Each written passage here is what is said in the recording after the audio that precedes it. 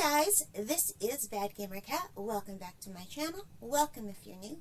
We are here in my beautiful room in the Oculus Quest, my brand new Quest. I love it so much.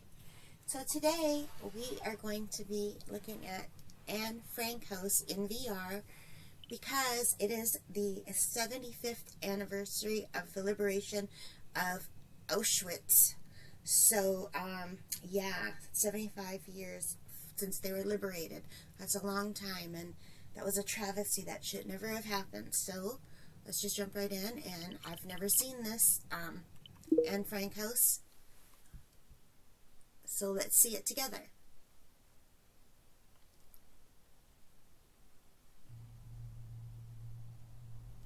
Force field.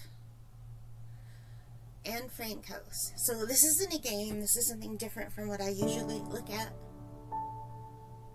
And we will do, I guess, story mode. So I remember reading about Anne Frank on the 12th of June, 1929, Anne Frank is born in Frankfurt, Germany. She is the second child of Jewish parents, Otto and Edith Frank. Her older sister is called Margot. Beautiful little girls. So cute. In 1933, when Anne is 3 years old, Adolf Hitler and the Nazi Party rise to power in Germany. The Nazis, building on existing anti-Jewish sentiments, blame the Jews for many of Germany's problems, and Hitler's government soon passes laws that turn Jews into second-class citizens. It's terrible.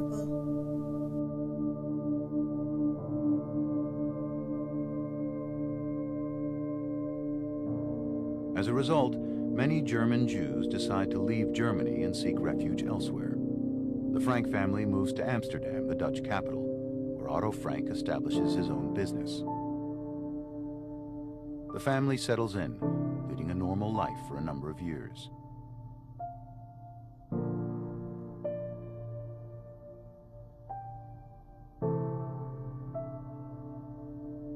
But then, in May 1940, shortly after the start of the Second World War, Nazi Germany invades the Netherlands. It installs an oppressive regime and starts isolating the Jewish population. In 1941, the situation worsens as the Nazis start to carry out raids, arresting Jewish men and transporting them to concentration camps in Nazi Germany. And the world just stood by and let it happen.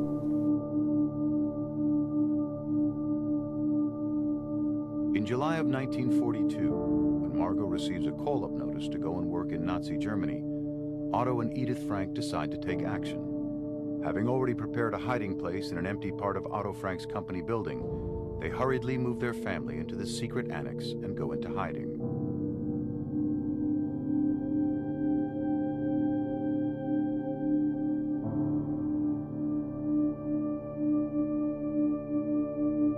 Here, the Frank family is soon joined by 4 other Jewish people: Otto's co-worker Hermann von Pels, his wife August, and their son Peter, and one of Otto's friends, Fritz Pfeffer.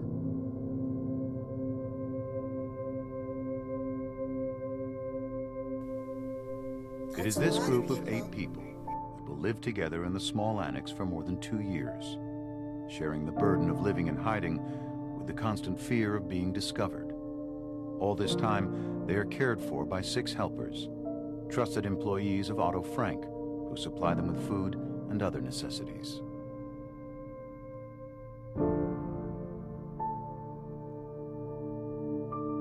During this period, Anne, then a young teenager, keeps a diary, writing about her feelings and experiences in the annex, about the events taking place in their secret hiding place, its entrance hidden behind a revolving bookcase. Alright, so wow, we are actually right here. We're in here. So there's the basement, or well, the stairs to go downstairs. We're in the annex. That must be the hidden bookcase.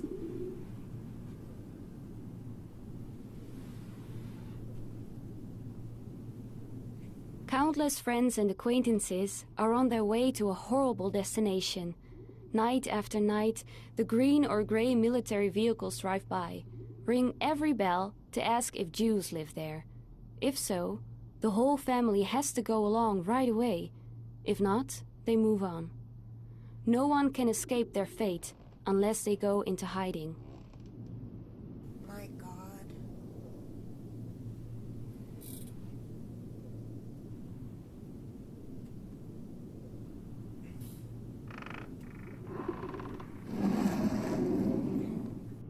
Our hiding place has now become a true hiding place.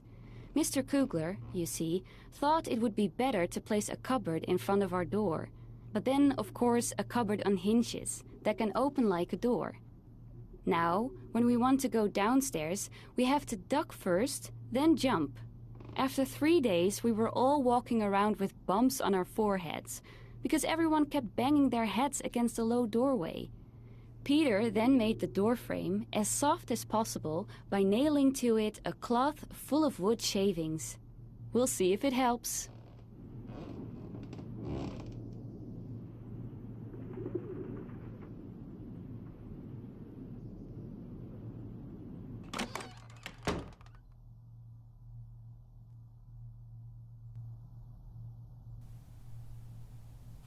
It's dark.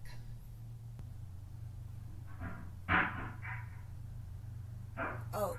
Straight across from the door, a steep set of stairs. To the left, a little hallway and a room, which is to be the Frank family's living room and bedroom. Can I open it now? No? Okay, I can go there now. Of course, we are never allowed to look out the window or go outside. During the day, we always have to walk quietly and speak softly. The people in the warehouse mustn't hear us. Oh my God, can you imagine having to be quiet and in such a small space? 8 people?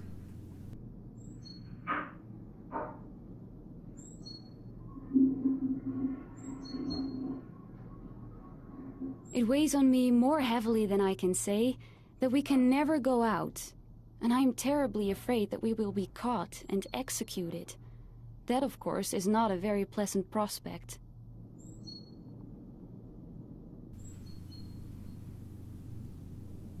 How did they sleep if there were only 2 beds? They must have taken turns. We always look forward to those Saturdays, because that's when the books arrive. Normal people don't know how much books mean to someone who is locked up. Reading, studying, and the radio are our only distractions. I was so able to empathize with that when I was young. I loved reading so much. I was sick a lot when I was a little girl, and I couldn't always go out and play or do recess. So I got sent to the library, and books were my escape too, but not to the extent of poor Anne Frank. I mean, what these people went through it's a tragedy. It's terrible being sick in here. Whenever I had to cough, I would crawl down deeper under the blankets and try to quieten my throat as gently as possible. But enough about being sick now. I'm feeling dandy again. I've grown half an inch, put on 2 pounds, pale and eager to learn. I should really reread that book. Our little room, with its stern walls, was very bare until now, thanks to Father, who had brought my whole collection of picture postcards and movie stars here beforehand. I have been able to treat the walls with a pot of glue and a brush, and so turn the entire room into one big picture. So this must have been Anne's room. So there's 4 beds so far for 8 people. Writing lets me get rid of it all. My sorrow disappears, my courage is revived. But, and that's the main question, will I ever be able to write something great? Will I ever be a journalist and a writer? I hope, oh, I do so hope I will, because writing lets me register everything, my thoughts, my ideals, and my fantasies. Little did she know that her journal would one day be read by people all over the world for years and years after her death.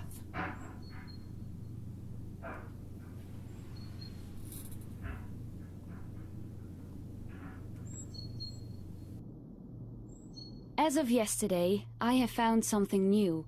For instance, using a good pair of binoculars to spy on the lighted rooms of the people who live behind us. During the day, we are not allowed to open the curtains even an inch, but when it's so dark, there can be no harm in it. Wow. I don't know what this thing is. Anyone know what this thing is? And I guess these are blackout curtains that they have to put up during the day to make sure that the light from inside doesn't escape through. Or at night, I guess. I don't know. They look like blackout curtains. So look at these beds. A little suitcase, and she's got it all decorated. Now can I reach it?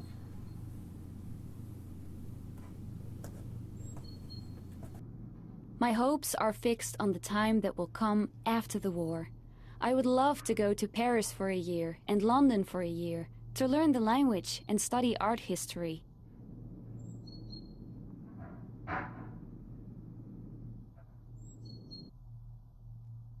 I feel bad for lying in a warm bed, while my dearest friends are out there somewhere, thrown or fallen to the ground.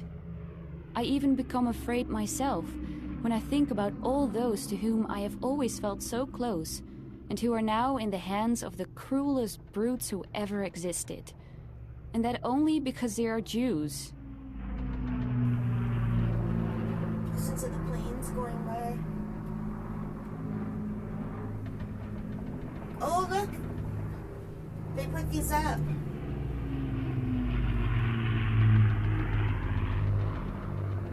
Terrifying.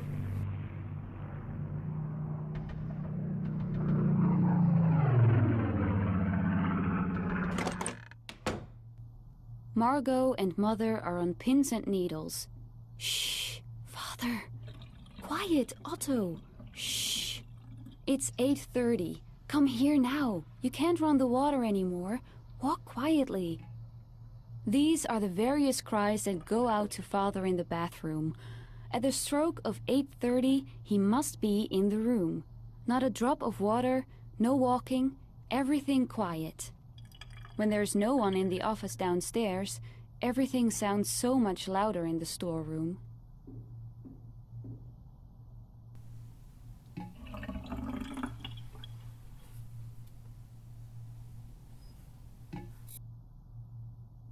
I have changed, and very thoroughly too. Totally and in every way. My opinions, outlook, judgment, appearance, inner life, everything has changed, and I am pleased to say, because it's true, for the better.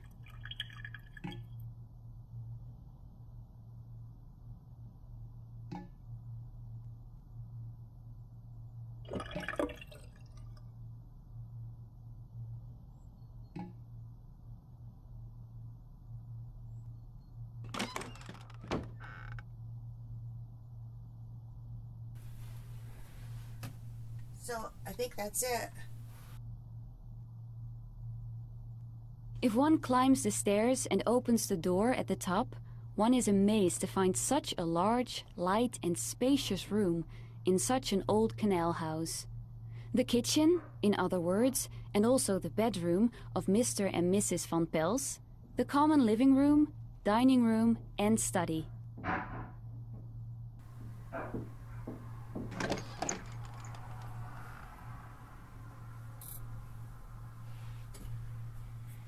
Move feet to the marker on the That floor. difference, that huge difference, is always there.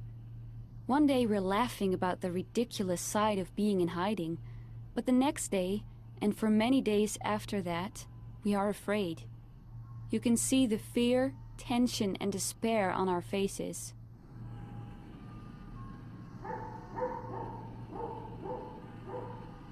So, were they able to come up here sometime? I don't remember. This is the BBC Home Service. Here is a special bulletin. This is the day. The English radio said at 12 o'clock. And rightly so, this is the day. The invasion has begun. The Annex in an uproar. Could it really be that the long-awaited liberation is on its way? The liberation about which we've talked so much, but that is still too lovely, too fabulous to ever come true. Could this year, this 1944, grant us victory? We don't know yet either, but the hope that springs eternal makes us brave, gives us renewed strength.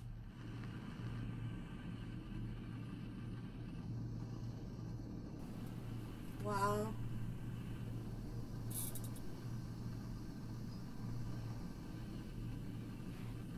Some kind of a board game. Kind of looks like really cool. Let's take a look. I can't. I can't take a closer look. What if we just teleport right here?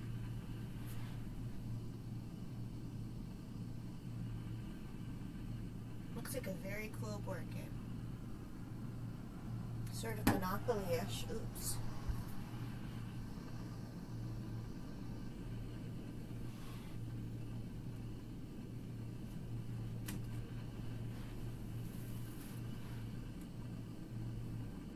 During the 21 months we've been here, we have gone through quite a number of food periods.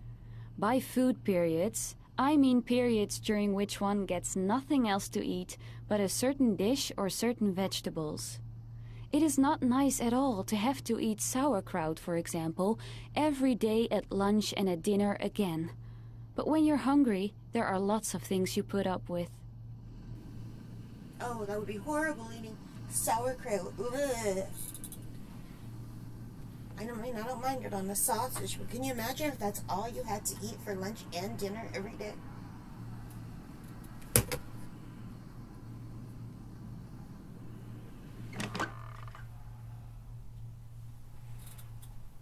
Move feet to marker on floor. Hang on. Hang on.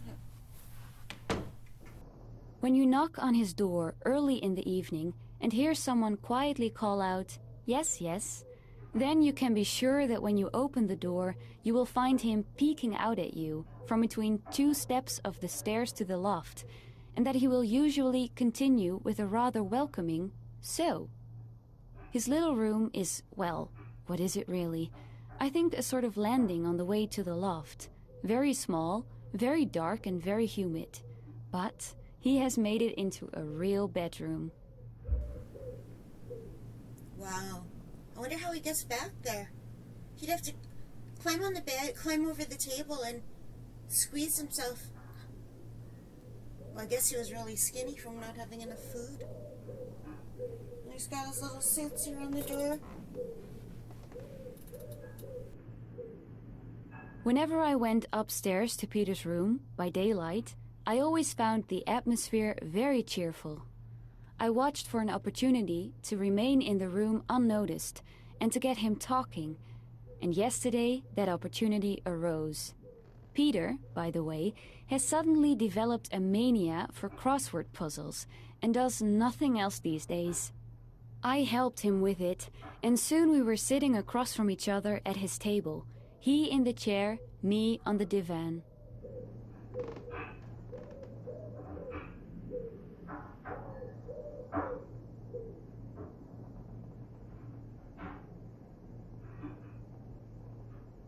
Do you really think that father and mother would approve of me sitting on a divan with a boy, kissing? A boy of 17 and a half and a girl of almost 15? I don't really think so. But I have to rely on myself in this case. It's so peaceful and safe to lie in his arms and to dream. It is so exciting to feel his cheek against mine. It's so lovely to know that someone is waiting for me. Aww. My goodness. This poor little girl.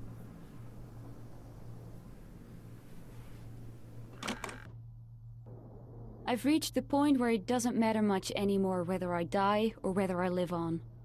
The world will go on spinning without me, and I can't do anything to change events anyway. I let it come and do nothing but study, and hope that things will turn out well.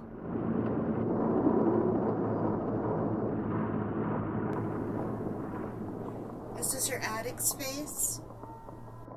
I go up to the loft almost every morning to let the stuffy indoor air blow out of my lungs. This morning, when I went to the loft again, Peter was there cleaning up. He was done quickly, and while I was sitting at my favorite spot on the floor, he came over too. The two of us looked at the beautiful blue of the sky, at the bare chestnut tree with little drops glistening on its branches, at the seagulls and other birds that seemed made of silver in the sunlight, and all of that moved and touched both of us, so that we could no longer speak.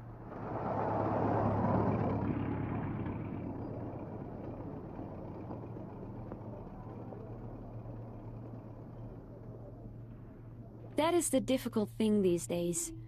Ideals, dreams, lovely expectations barely rise up before being struck down by the most horrible of realities, and so destroyed completely. I see how the world is gradually being transformed into a wasteland.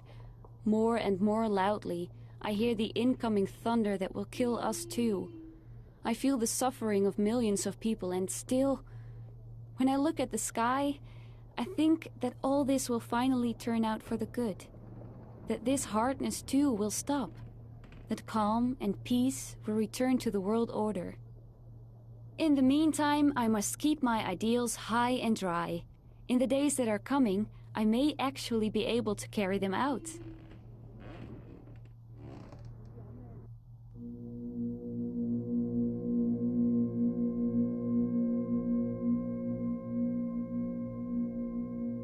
On the morning of the 4th of August, 1944, the hope Anne is holding on to is suddenly all lost. The hiding place is discovered, and police barge into the annex, arresting everyone.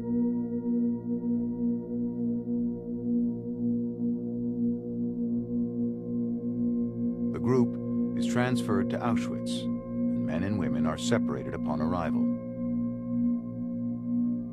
After 2 months, Anne and her sister Margot are transferred to Bergen-Belsen. The living circumstances in the camp are horrific. And in February 1945, Anne and Margot both die from illness and exhaustion, 2 months before the camp is liberated. Jeez. 2 months. Of the entire group, only Otto Frank survives the camps. When he returns to the Netherlands, he finds the annex completely ransacked. Most of Anne's writings, however, had been safeguarded after the raid by one of the helpers, Miep Gies. When it becomes clear that Anne has died, they are handed over to Otto. Upon discovering Anne wanted to publish a book about her experiences, he decides to fulfill her wish. In 1952, Diary of a Young Girl is published in English. It will become one of the most read books in the world, translated into more than 70 languages.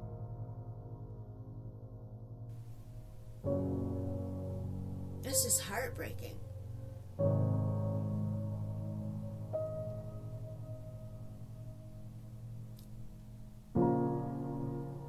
Wow. Well, she certainly did not live in vain. This poor little girl.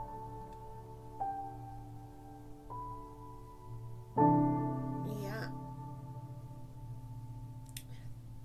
Wow, that was really heartbreaking, you guys. And that was something different than what I normally do. So, I know it wasn't a happy or fun video, but I hope you enjoyed that. And if you did, please leave your comments, alright? Take care, and bye for now.